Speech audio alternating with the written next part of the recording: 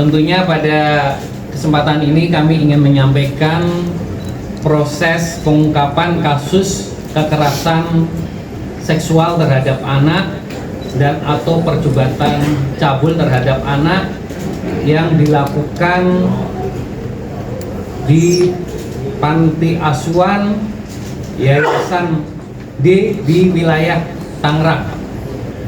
Tentunya pengungkapan ini diawali dari penerimaan laporan pada tanggal 2 Juli 2024.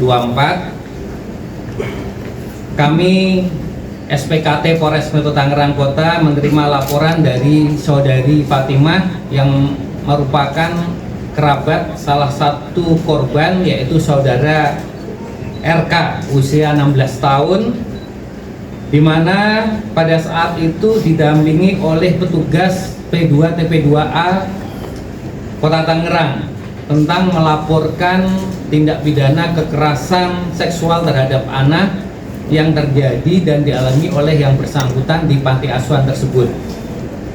Tentunya pada saat itu kita langsung melakukan pemeriksaan visum ya di Rumah Sakit Umum Kabupaten Tangerang didampingi oleh petugas P2 TP2A maupun saudari pelapor, yaitu saudari Fatimah.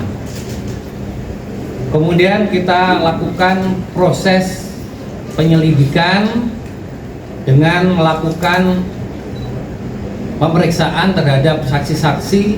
Pada saat itu kurang lebih 11 orang ya. Kemudian yang terakhir baru kita melakukan pemeriksaan terhadap korban saudara RK ini setelah korban ini siap, karena memang untuk anak ini perlu penanganan dan treatment khusus. Tidak semudah kita tiba-tiba memeriksa anak tersebut. Tentunya kita butuh kesiapan anak tersebut untuk dilakukan pemeriksaan. Tentunya pada saat pemeriksaan tersebut baru pada tanggal 30 September kita baru bisa melakukan pemeriksaan terhadap yang bersangkutan, dan itu pun didampingi oleh dari P2 TP2A, termasuk juga dari pelapor atau saudara dari saudara RK ini.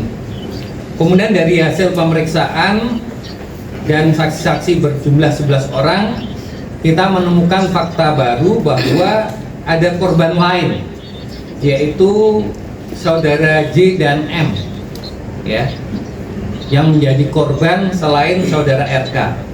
Kemudian setelah itu kita lakukan pemeriksaan terhadap saudara J dan M ini, kembali kita dapati ada 4 korban lainnya, yaitu saudara DZ, FMK, MS, dan AK.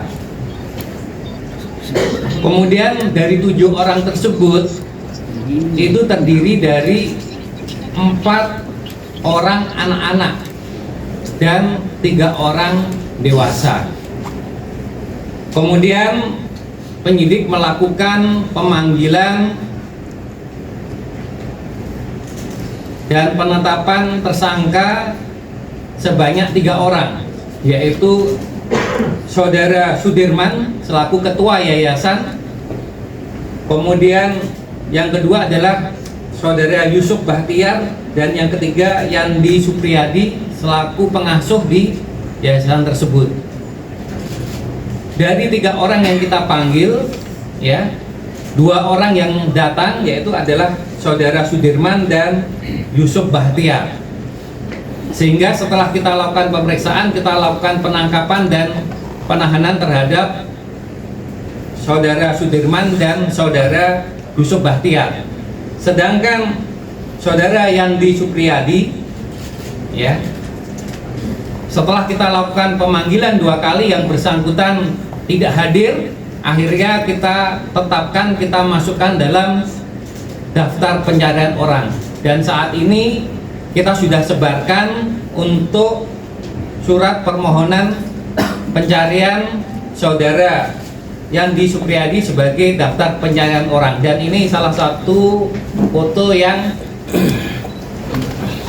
sudah kita buat untuk mempermudah masyarakat apabila mengetahui keberadaan saudara Yandi Supriyadi ini, ya, bisa melaporkan kepada kita. Kemudian pada tanggal 3 Oktober 2024 kami beserta Dinas Sosial maupun P2TP2A kami mendatangi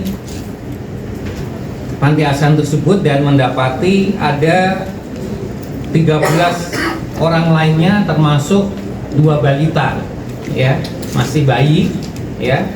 Kemudian dari 13 orang tersebut akhirnya sementara kita amankan dan kita titipkan di rumah perlindungan sementara Dinsos Kota Tangerang. Alhamdulillah tadi juga sudah dilihat oleh Bapak Menteri didampingi oleh Ketua KPAI untuk memastikan bahwa anak-anak tersebut memang dalam kondisi aman dan dalam proses untuk pemulihan trauma, ya, selama berada di RPS tersebut. Kemudian dari hasil koordinasi dengan Dinas Sosial bahwa untuk Yayasan D tersebut saat ini hanya memiliki akta pendirian yayasan pada tahun 2026 dan sampai saat ini belum didaftarkan dan belum tercatat pada Dinas Sosial Kota Tangerang. Kemudian tentunya dalam penanganan tersebut kami sangat terbantu karena kami sejak awal kami diberikan asistensi dan supervisi baik itu dari unit atau subdit Renakta Polda Metro Jaya maupun Direktorat PPA Barreskrim Polri, termasuk kami juga dibantu oleh dari Kementerian PPA juga, termasuk dari KPAI Republik Indonesia, sehingga kami dapat lebih optimal dalam menangani perkara ini. Kemudian pada kesempatan ini perlu kami sampaikan untuk korban-korban, ya, yang 4 anak dan 3 dewasa untuk umurnya, ya.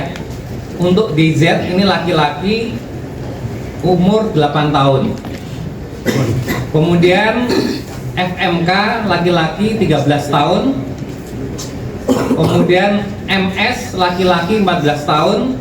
Kemudian 4RK ini sebagai korban awal, ya, itu 16 tahun. Kemudian untuk yang dewasa 3 orang yaitu M usia 30 tahun, J usia 19 tahun, kemudian 3 AK umur 20 tahun.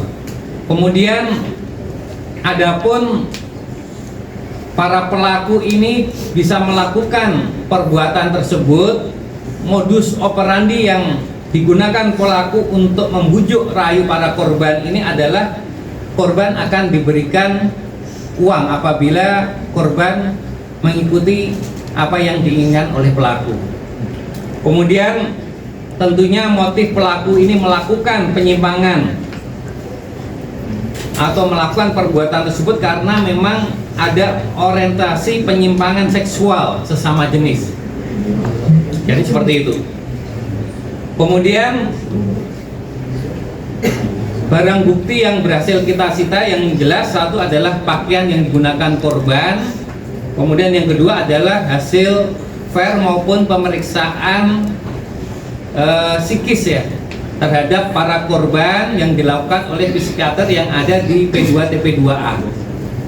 Sedangkan para pelaku ini kita sangkakan dengan persangkaan pasal 6 huruf C Undang-Undang Nomor 12 Tahun 2022 tentang tindak pidana kekerasan seksual dan atau perbuatan cabul terhadap anak sebagaimana dalam pasal 76E dan 76I Yungto pasal 82 Undang-Undang Nomor 17 Tahun 2016 tentang perlindungan anak dan atau pasal 289 KUHP.